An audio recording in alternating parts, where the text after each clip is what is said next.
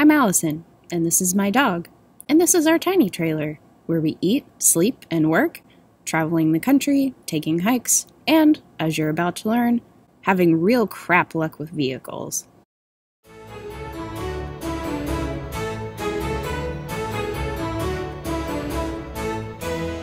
And now for a fireside chat. You might be wondering, Allison, why the new Jeep? Well, what a story this whole situation has been. So I've had my dinner, I've had some bubbly, all the legal issues are settled, so let's talk about it. So to know the history of why Big Green is no longer, you have to understand why I got Big Green in the first place, which is also a hilarious story. For the unfamiliar, I used to have a Volkswagen Tiguan 2018. I loved it, but I didn't buy it to tow a trailer. That was not on my mind when I bought the thing. But eventually, I did end up towing with it.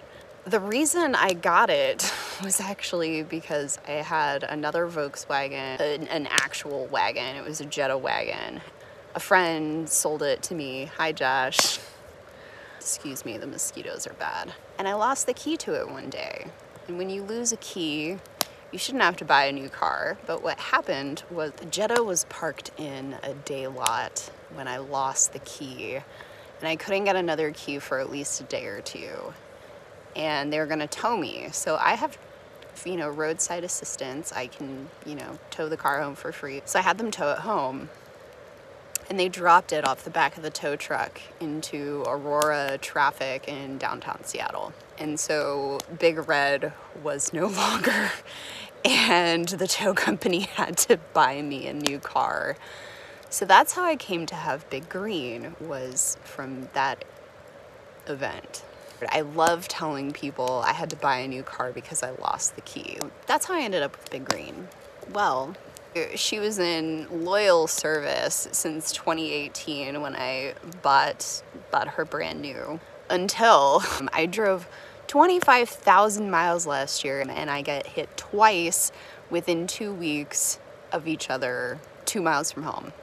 So that's not the funny story part of this. The funny story part of this happens when it goes to the shop, insurance agrees to pay to fix it, and then 2 months later, I get my car back. Great.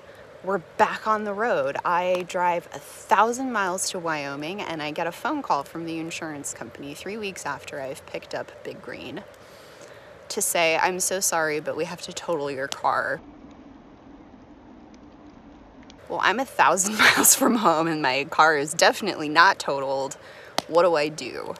And so they offered me a settlement and everything, and I had to drive straight home. I couldn't drive the car around anymore. It needed a salvage title to be legal and so on and so forth. So I ended up not keeping Big Green in the settlement. I took the full settlement amount and put a down payment toward a more suitable vehicle for towing. The reason that they had to total my car is because the mechanic forgot. I don't know. He just didn't get approval for the work. And he submitted work for like $14,000 over the estimate. And the work was done. I had picked up my car and he submitted the paperwork on like a holiday weekend, and the insurance company went, They legally have to total your vehicle if the repairs run above a certain amount. It's different in every state. Some states it's over half the value of the car. I believe in Washington it's over anything over 100% of the value of the car. I don't know, but that's how I came to have my car totaled after it had been fixed. But that's not all. No, it's not that simple. So the day before the insurance company is supposed to pick up Big Green, I have a mind to go do some test drives because I need a new vehicle lined up. I drive on down. I'm a half a mile from home in Big Green, driving like 20 miles an hour through a neighborhood, and a cat runs out in front of my car, and I swerve just a little bit. The edge of my back tire catches the side of the pavement, and there's no shoulder, there is just straight down ditch that's like 5 feet deep. As soon as that back tire caught that curb, I was down in the ditch. It was a slow slide down into the ditch, and I could not get out no matter how hard I tried. And in fact, I tried to reverse, I tried to brake, I tried to go forward, and the car the entire time in slow motion is sliding down sideways into the ditch. Eventually it hits the bottom of the ditch and flips over onto its side. I assume the cat got out okay. I didn't see any sign or scent of the cat. I hope it's fine. I hope you're fine, cat. I hope you're well somewhere. Then I stand by the side of the road waiting for a tow truck to winch me out. I call the dealership where I was just headed, and I'm upside down in the ditch. 200 people stopping, asking, oh my God, are you okay? It looks way worse than it actually was. It was literally this slow of an accident. There was no impact whatsoever. It was just a slide and a roll. Anyway, I get winched out, and again, with the luck I have with vehicles, I have roadside assistance. Didn't cost me anything, and the car drove after that. I wasn't about to drive it all the way to the dealership that I was going to. That seemed a little bit dangerous to me.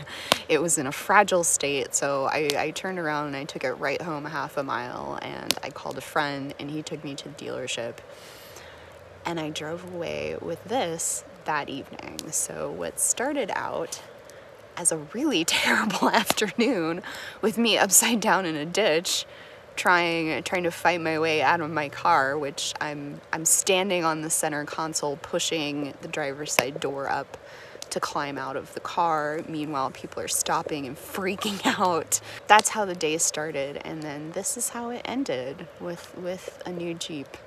I was hit twice, and then there was an accounting error, therefore I have a new car. These things just happened to me, I don't know. I hope you enjoyed my fireside story about how I got a new Jeep. I know if I don't laugh about it, I'll cry, so hopefully you laugh too. Thanks for listening.